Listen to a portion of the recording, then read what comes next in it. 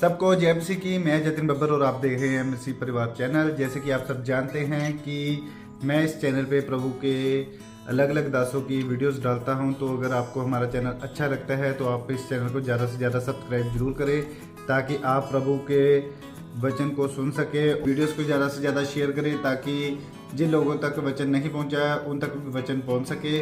सबको जय मसीह की। एक बार मैं आपसे दोबारा कहूँगा कि इस चैनल को सब्सक्राइब जरूर करें और वीडियोस को ज़्यादा से ज़्यादा शेयर करें।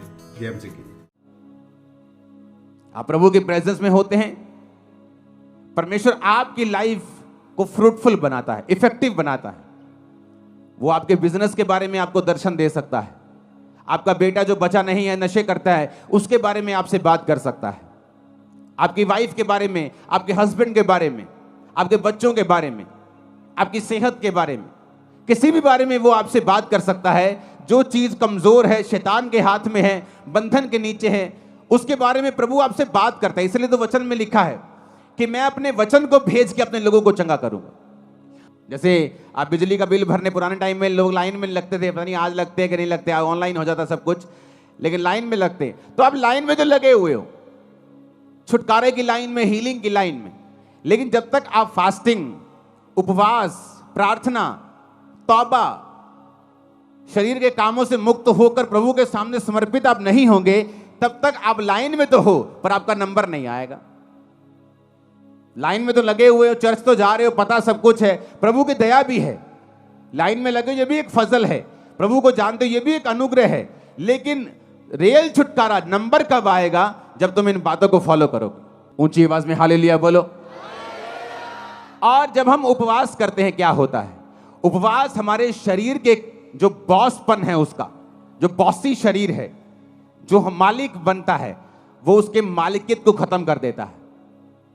जो शरीर का प्रभाव है, पाप का प्रभाव है, गंदगी का प्रभाव है, नेगेटिविटी का प्रभाव है। मुझे आज भी याद है 2004 में जब मैं परमेश्वर में आया तो शैतान मेरे पे अटैक करता था बहुत। वचन जानने के बाद भी, प्रार्थना करने के बाद भी, सिर्फ 1 2 3 4 महीने ऐसा हुआ मेरे साथ। तो जब वो अटैक करता था मेरे पे कभी कभी, तो पवित्र आत्मा मुझे पता क्या बोलता था? मुंह से बोल। मैंने फास्टिंग स्टार्ट कर दी। खाना 6 बजे खाया है, शाम को 7 बजे, 10 बजे है रात के अभी, लेकिन मेरे मुंह से निकलता, मैंने मेरी अभी से फास्टिंग स्टार्ट। जब मैं मुंह से निकालता था, प्रार्थना में बैठता था, शैतान के अटैक कम होने लगते थे। सिर्फ मुंह से निकाला, फास्टिंग स्टार्ट है। मैं फास्टिंग से, प्रेयर से, उपवास से शैतान के ऊपर मैंने फतह पाई। जब आप फास्टिंग करते हैं, आपका जो शरीर बॉस है, उसकी जो मालिकियत है, बॉसीपन है, वो खत्म होता है।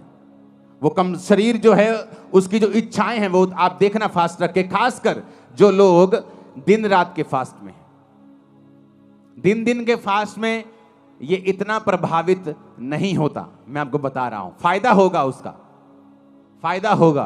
प्रभु आपकी प्रेयर को सुनेगा, फास्टिंग कबूल होगी। लेकिन दिन रात के जो फास्ट हैं, ये एक अलग लेवल के फास्ट है।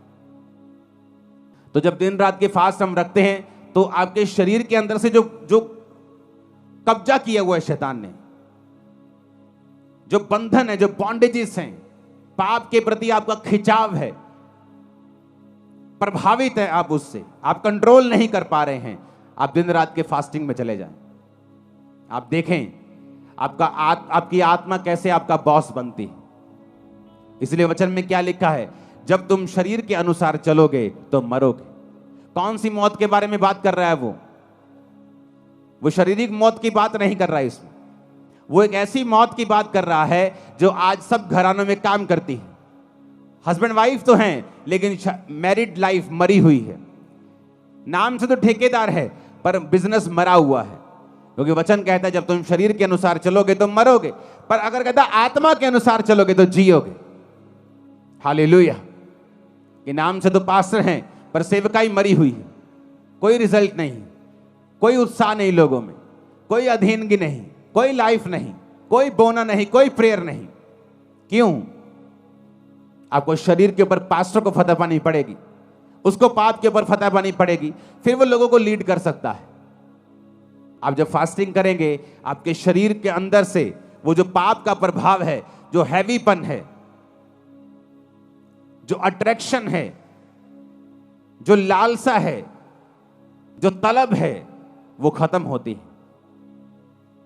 आपकी आत्मा आपका बॉस बनती जाती है, और एक दिन में नहीं या एक साल में 6 महीने में नहीं होता, ये कॉन्टिन्यू एक प्रोसेस है। जिस तरह मौसम बदलते हैं, गर्मी आती है, सर्दी आती है, बारिश आती है, आपकी आत्मा के जीवन में भी कई बार विश्वास में आप टॉप पे होते हैं, कई बार शैतान आपके विश्वास को हिला रहा होता है, मौसम आते हैं। पर जब आप कंटिन्यू फास्टिंग में और प्रेयर में रहते हैं, आप हर मौसम से निकल जाते हैं और आगे बढ़ते हैं। फिर समय आता है, जो वचन में लिखा है कि फिर समय आने पर मैं तुझे फल दूंगा, समय आने पर तू फल लेके आएगा। जिस तरह वचन में लिखा है भजन संहिता 1 में कि समय आने के ऊपर तेरे पत्ते तो हरे रहेंगे क्योंकि तू नदियों के किनारे लगा हुआ है, लेकिन समय आने पर फिर फल भी आएगा, गवाहियां भी आएंगी। आमीन ऊंचे वाला चाहिए चर्च। अपने पड़ोसी को बोलो, जो कोई अपने आप को इनसे शुद्ध करेगा वो आदर का बर्तन ठहरेगा और स्वामी के काम आएगा और हर एक भले काम के लिए तैयार होगा। आमीन। ऊंची आवाज में आमीन बोलो। Hallelujah, hallelujah. तो फास्टिंग, उपवास, मसीही जिंदगी एक डिसिप्लिन वाली जिंदगी है। अगर आप मसीही हैं और आपकी लाइफ में डिसिप्लिन नहीं है तो एक्चुअल में आप डिसाइपल नहीं, आप चेले नहीं। ये कहीं और होता होगा कि आप जाएं, जो मर्जी करें, जो मर्जी खाएं, जो मर्जी पिएं, लेकिन मसीह में ऐसा नहीं होता। यीशु मसीह ने कहा अगर तू इनसे अपने आप को शुद्ध करेगा तो स्वामी के काम आएगा, आदर का बर्तन ठहरेगा। क्योंकि बड़े घर में आदर के बर्तन भी होते हैं और निरादर के बर्तन भी होते हैं। तू देख, अपने आप को परमेश्वर के घर का आदर का बर्तन ठहराना चाहता है या निरादर का बर्तन ठहराना चाहता है। बड़े घरों में आपने सोने के बर्तन देखे होंगे। ये जी बोन चाइना का सेट लेके आए हैं जी 15,000 का। कभी कूड़ेदान लेके आए हो 20,000 का, 25 कूड़ेदान लेके आए हो कभी? 1 लाख रुपए का कूड़ेदान लेके आए हैं जी, सोने के। इसमें ओरिजिनल 24 कैरेट गोल्ड का इसमें लाइनें लगी हुई हैं। आप कभी नहीं करो। आप कूड़ेदान लेके आओगे, बस मजबूत सा दे दो जी, कूड़ा डाले तो टूटे नहीं। लेकिन बर्तन लेके आओगे शानदार, जिससे पीना है, जिससे खाना है। काम हमारे निरादर के बर्तन वाले हैं और प्रभु से हम कहते हैं कि हमें आदर क्यों नहीं मिल रहा, मेरा बच्चा मेरा आदर क्यों नहीं करता। तुम प्रभु का आदर नहीं करते, लोग तुम्हारा आदर नहीं करते। मेरी फैमिली मेरे अधीन नहीं है जी, तुम परमेश्वर के अधीन नहीं हो, इसलिए तुम्हारा परिवार तुम्हारे अधीन नहीं। मेरा पति मेरी बात नहीं सुनता, तुम प्रभु की बात नहीं सुनती, इसलिए तुम्हारा पति तुम्हारी बात नहीं सुनता। सब कुछ जुड़ा हुआ है। तुम आत्मा में कामयाब हो जाओ, शरीर में कामयाबी तुम्हारे पीछे पड़ के मिले, तुम्हें मिलेगी, बाइबल कहती है। आत्मा में कामयाब हो जाओ, शरीर में कभी भी फेल नहीं हो सकते तुम लोग, कभी भी, नेवर। वो लाइन चेंज कर देगा तुम्हारी, लेकिन फेल नहीं होने देगा। हालेलुया। मसीह जिंदगी डिसिप्लिन वाली जिंदगी है। मसीह में आके भी डिसिप्लिन नहीं है। अगर उन्हीं चौकों में खड़े होकर लड़कियों को छेड़ना है, अगर वैसे ही काम करने, वैसे ही मोबाइल चलाने, उन्हीं ब्लॉगर्स की तरह वैसे ही ब्लॉग बनाने और गालियां निकालनी है, अपने आप को क्रिश्चियन बोलना छोड़ दो। तुम उन लोगों की तरह नहीं हो जो लोग सुनते हैं संसारिक और शारीरिक गाने। मैंने क्रिश्चियन लोगों की शादियों में बजते हुए देखे हैं गाने, शराब के गाने, कोट कोट पिला दे, शराब के गाने क्रिश्चियन लोगों की शादियों में। इमेजिन करो कैसी बरकत परमेश्वर देगा उन्हें। सोचो, जहां बरकत होनी चाहिए, जहां प्रभु की प्रेजेंस होनी चाहिए कि एक जोड़ा सदा के लिए मिल रहा है, वहां पे खुदा की अगर प्रेजेंस होगी तो उनकी लाइफ में बरकत आएगी और वहां शैतान की प्रेजेंस होती है।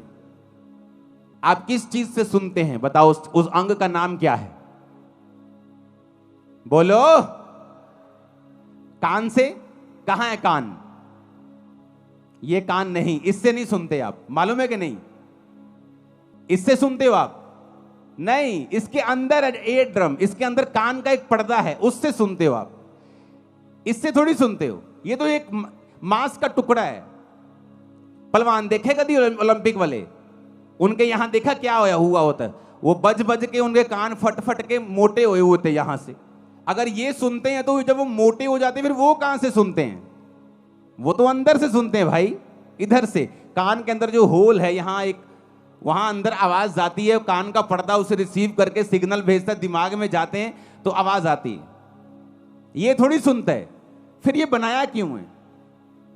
बात तो ये है, प्रभु ने कोई चीज फालतू में तो बनाई नहीं है। अगर मैं इसे हटा दूं, आप कई लोगों का देखोगे एक्सीडेंट में कान उखड़ जाता है, उनके कान होता ही नहीं है, फिर भी वो सुनते हैं। लेकिन परमेश्वर ने बनाया क्यों है फिर ये कान? अगर आप ध्यान से देखें एक पिक्चर में, कान और स्त्री का गर्भ दोनों सेम शेप के होते हैं। इधर लेफ्ट साइड पे स्त्री का गर्भ है, यूट्रस है, जहां बच्चा होता है। बच्चा और कान दोनों सेम शेप के होते हैं। दूसरी फोटो भी है आपके पास। कान और बच्चा और स्त्री का गर्भ, पिछली फोटो दिखाओ, दोनों सेम शेप के होते हैं।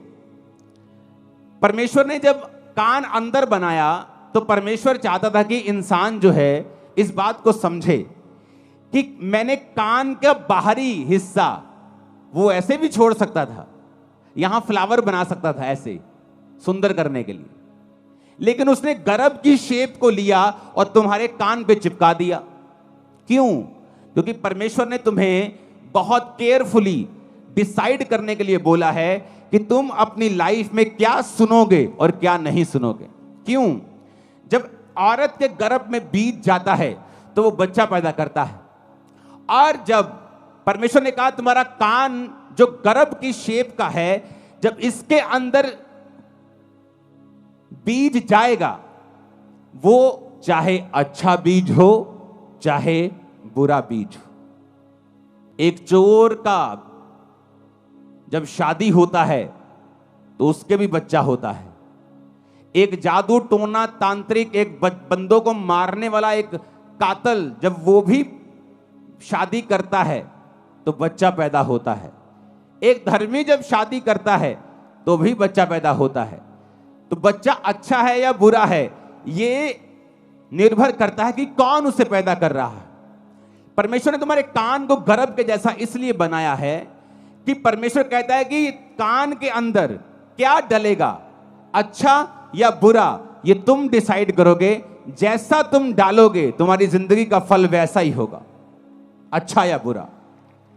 अब तुमने गाने डालने हैं, शराब के गाने डालने हैं, वो गाने डालने जिससे बीपी बढ़ जाता है, तुम शारीरिक जोश में आ जाते हो, वट देंगे, टोक देंगे, तुम्हारा वो भला करने वाले नहीं। मैं खड़दा, मैं जानदा, मैं आंदा, वो तुम्हारा भला करने वाले नहीं। इसलिए प्रभु ने कहा ध्यान से देखो कि क्या सुनते हो। जब मैं चर्च में से वापस आया करता था तो मेरी आदत थी हिंदी गाने सुनने की, तो हिंदी गाने में सुनता था। और एक दिन पवित्र आत्मा ने मुझे प्रेरित किया, तो मैंने अपने भाई से, क्रिश्चियन भाई से पूछा, मैंने कहा क्या बेनीहीन गाने सुनता है? जैसे मैं हिंदी गाने सुनता हूं, बेनीहीन भी इंग्लिश गाने सुनता है फिल्मों के? कहता नहीं यार, वो नहीं सुनता होगा। मैंने कहा अगर वो नहीं सुनता होगा तो मुझे भी नहीं सुनने चाहिए। अगर मुझे प्रभु में बढ़ना है तो हिंदी गाने सुनता हूं तो मुझे मेरे अंदर वही फीलिंग्स आती हैं। तो अगर वो भी फीलिंग्स आएंगी, चर्च जब मैं जाके सॉन्ग प्रभु का सुनता हूं तो वो आत्मा वाली फीलिंग आती है, तो मैं अपने शरीर को दो चीजों से भर नहीं सकता हूं। एक ही सोते से खारा और मीठा दोनों पानी तो नहीं निकल सकते, तो चुनाव करना पड़ेगा। उस दिन से कैसेट्स होती थी, तब सारी फेंक दी थी, कोई गाना नहीं सुनना। और पवित्र आत्मा कैसे भरता है? जब मैं सॉन्ग सुनता था, ये सुखविंदर साथ होता था सॉन्ग 2004 से 5 से, जब गीत गाते थे, सॉन्ग सुनते थे, तो वो सॉन्ग सारा हफ्ता दिमाग में बजता था, जब तक अगली मीटिंग नहीं आती थी। 3-4 दिन वो सॉन्ग बजी जाना आत्मा में, जब तक कोई और सॉन्ग नहीं सुन लेना। तो उस वजह से पवित्र आत्मा से हम भरपूर रहते थे, सब लोग जितने इस नियम के ऊपर चलते थे। तो परमेश्वर ने कान क्यों बनाया, उस फोटो को देखेंगे। परमेश्वर ने कान गर्भ के जैसा क्यों दिया है, जबकि जो सुनने वाली चीज है वो तो अंदर है। कान का पर्दा तो अंदर है। लोग बोलते जी मेरे थप्पड़ मारा किसी ने, कान का पर्दा फट गया, अब सुनता नहीं। अगर इस कान से सुना जाता तो ये फटता तो कान नहीं सुनता, पर अंदर का पर्दा फटता है तो कान नहीं सुनता। क्योंकि ये परमेश्वर ने गर्भ के जैसा बनाया है, ताकि जो कुछ तुम अंदर लोगे, गाने, गालियां, सांसारिक चीजें, किस दोस्त के साथ आप बैठ रहे हो, ऐसा दोस्त जो आपके साथ जब बैठता है, जब आप उठते हैं तो आपका विश्वास कम हुआ होता है, वो आपके अंदर नेगेटिव चीजें डालता है। ओ ठीक है चर्च, ओ कदी कदी चल जाया कर, उन लोगों ने भी बना के रखनी है, ओ ले किहड़ी चर्च है जी सारे लोगों को वखरा ही कर देंदी है, और आप थोड़ी इदा। आप क्या सुनते हैं मायने रखता है। आप अगर नेगेटिव सुनेंगे और उस नेगेटिव को कैंसिल नहीं करेंगे, आपने मान लिया कुछ नेगेटिव सुना और आपको मालूम नहीं है कि उसे कैंसिल करना है, उसे रिजेक्ट करना है, ऐसे लोगों के पास नेक्स्ट टाइम मत बैठें जहां बैठने पर आपका विश्वास कमजोर होता है। अगर वो रिश्तेदार है, त्याग दें कुछ सालों के लिए, उस कुछ महीनों के लिए त्याग दें। वो दोस्त जो मैंने 2007-8 में त्याग दिए, 15-16 साल बाद मुझे मिलते हैं आज, लेकिन आज मेरी बातों का असर उन पे होता है, उनकी बातों का असर मेरे पे नहीं होता। क्यों? एक समय था अगर क्रिश्चियन होने के बाद भी अगर मैं उनके साथ रहता तो हो सकता उनकी बातों का असर मुझ पे होता। जब मैंने अपनी 10th को कंप्लीट किया था तो मेरे कई नए दोस्त स्कूल से बाहर बने थे, और उसमें से एक दोस्त मेरा ऐसा था जिसका मेरे ऊपर बहुत प्रभाव था। मोस्टली मेरा प्रभाव मेरी टीम पर, मेरे लोगों पर होता था, लेकिन एक दोस्त ऐसा था जिसका प्रभाव मुझ पे होता था, जो मुझे प्रभावी लगता था। अगर वो मेरी लाइफ में होता क्रिश्चियन बनने के दौरान, मैं आपको बता देता हूं, अगर वो मुझसे कहता तो हो सकता मेरा विश्वास वो ना होता। क्योंकि मसीह में आने के बाद बहुत सी दिक्कतें मुझे हुई, मेरी फैमिली ने मुझे त्यागा, छोड़ा, लोगों ने मुझे डांटा, रिश्तेदारों ने मेरी डांट लगाई, मुझे मेंटली बहुत सा डिस्टर्बेंस पैदा करने की मेरी लाइफ में कोशिश हुई। शैतान ने डिस्टर्ब अलग किया, बीमारियों ने अलग किया, लोगों ने अलग किया। पर मसीह में आने के कुछ महीने पहले ही वो दोस्त को परमेश्वर ने मेरी लाइफ से दूर कर दिया था। और अब तब मुझे मालूम हुआ कि इतनी स्टूपिड सी चीज के ऊपर हम कभी भी अलग नहीं हो सकते थे, लेकिन हम हुए। लेकिन कुछ साल पहले हमारा फिर मेल मिलाप हुआ। आज मेरी बातों का असर उस पर होता है, उसकी एक भी बात का असर मेरे पे नहीं होता।